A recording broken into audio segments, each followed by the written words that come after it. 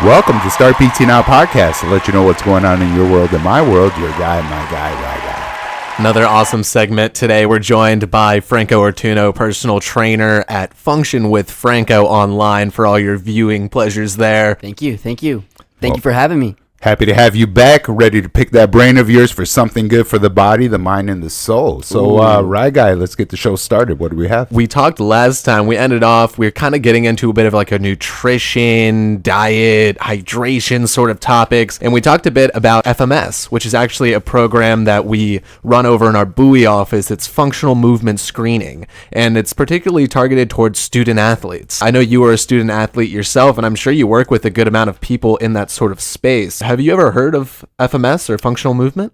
I have heard of FMS. Actually, when I was back in my MC days, when I was exercise science major, over there we would talk a lot about so many different topics along exercise science, along exercise prescription, and along that topic, FMS, the functional movement screening, was one of them. Yeah. I think the thing that's really helpful about the FMS program is it allows, at least for our therapists who do that program, it allows them to sort of identify those shortcomings in movement, see where they can then work with someone, let's say it's the student athlete, for example, see where they might have limitations and how they can bring their performance up another notch to reach their goals. I'm sure when you're training with people, they have their own goals. They're trying to reach a certain peak of performance or, that next stage in their evolution. Let me ask, since you have a kinesia background, how do you incorporate functional exercises in your training? Is that something in the beginning? Is that something you add during? And how does that work for you? I'm glad you asked that question because at the Aspen Hill Club, if you haven't been yet, go check it out. We just renovated the gym.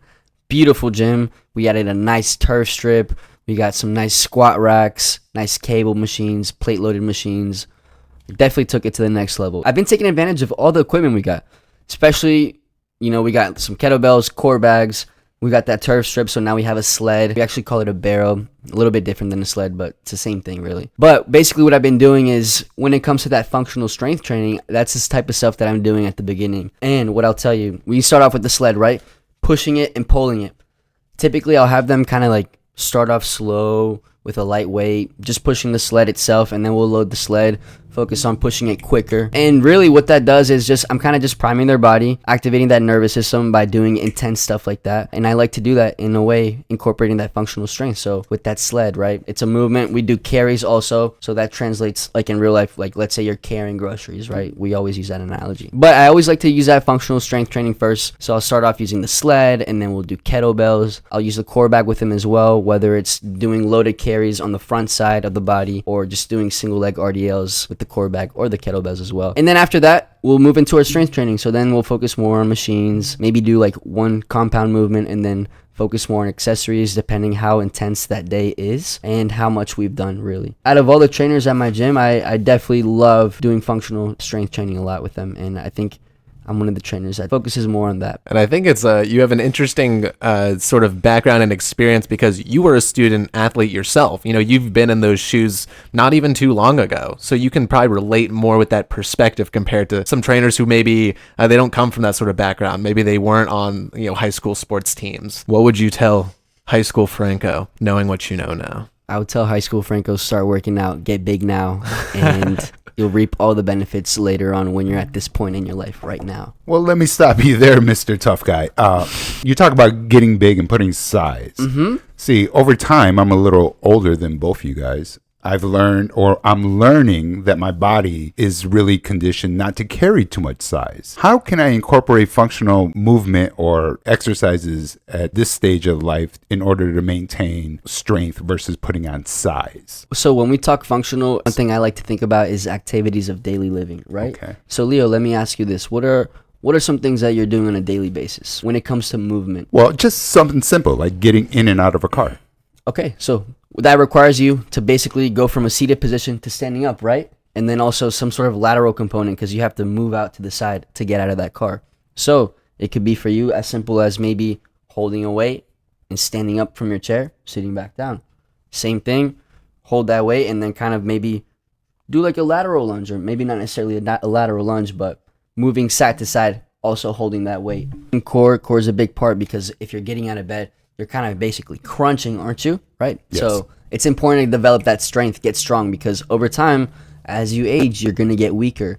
And something as simple as that is going to get more difficult for you. Maybe not at this point in your life, but later on at those stages in your life once you get there. So it's important to develop that strength from an early stage so that it translates and it carries on, maintain that throughout your lifetime.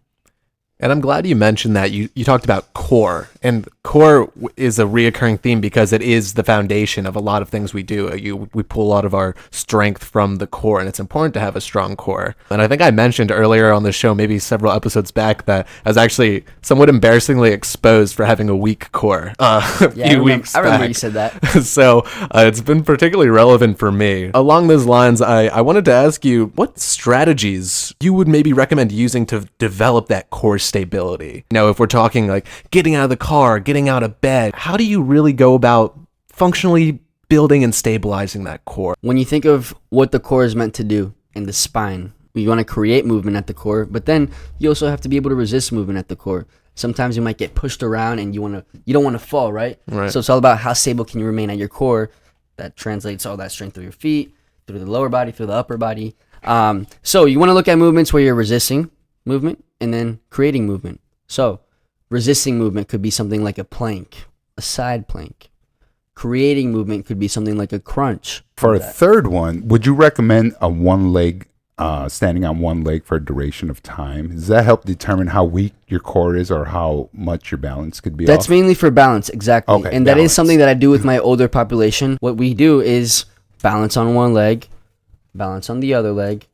We'll do maybe them holding on to something and progress to not holding on to something. So going from assisted to unassisted. Yeah, definitely one of the biggest things we see patients come in for are balance issues, just muscles not working properly. And some of these tips we're giving you right now, we're so glad to be joined by Function with Franco from Aspen Hill Club. And Guy will put the links up right about now. And Guy, what else we got from? Yeah, I like that. If we're talking core, I think a lot of people think of core, they think of those six-pack abs. There's a picture of Julian Edelman here in the office. That's a constant motivation. Leo and I trying to get to that point ourselves. But the thing about that is you can do as many crunches as you want, but that doesn't necessarily guarantee that you're gonna get a strong core if the diet's not there.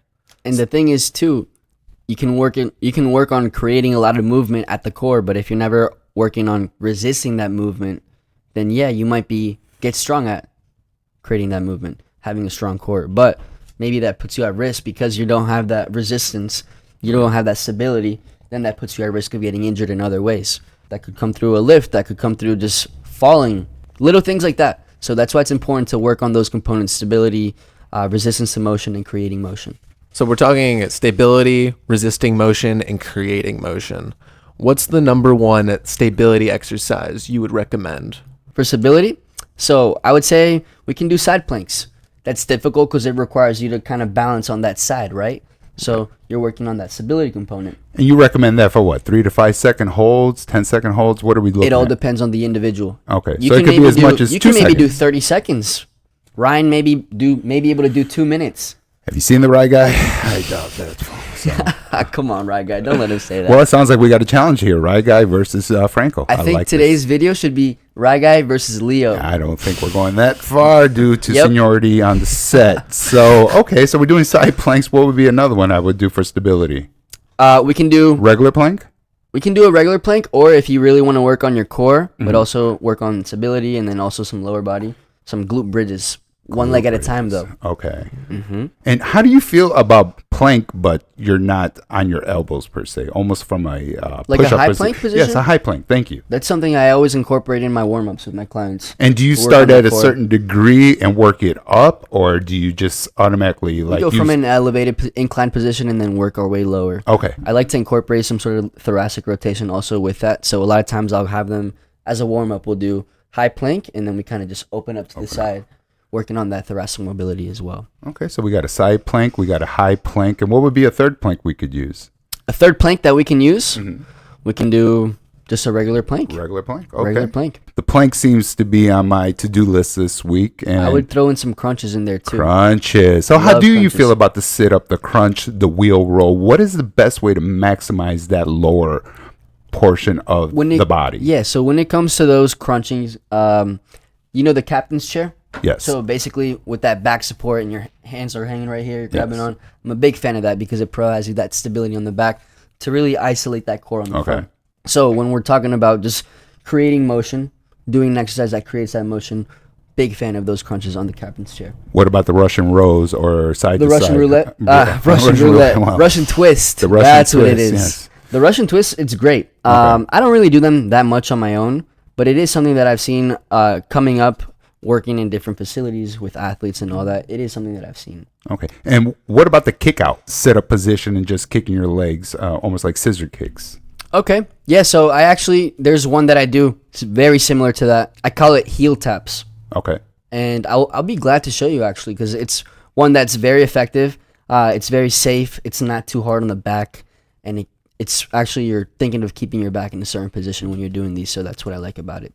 That's great. So if we're thinking, it sounds like there's sort of three parts to the equation. We said like creating movement, resisting movement, and then stability. And stability. And so if we're doing the heel taps, is that sort of creating movement? That's creating movement. And Yeah. stability? Gotcha. Is it a 2-for-1? I would say it's more so just creating movement. Creating movement, okay. Because you have that movement, you don't really have too much stability on there. So stability would be more so like- if we're staying still, like on that side plank, Side plank, and then stability. that goes hand in hand with the resisting motion. Listen, we're going to wrap this segment up. I know we didn't hit too much on nutrition, but we're starting to make our way there. Please give us your comments, your feedback. Ask a question to the great Franco over here. Let's get a little flex. Please. Show me a bicep or two. There it is. So if you want one of those at Aspen Hill Club in Aspen Hill, Maryland, contact Franco or look us up at Start PT now.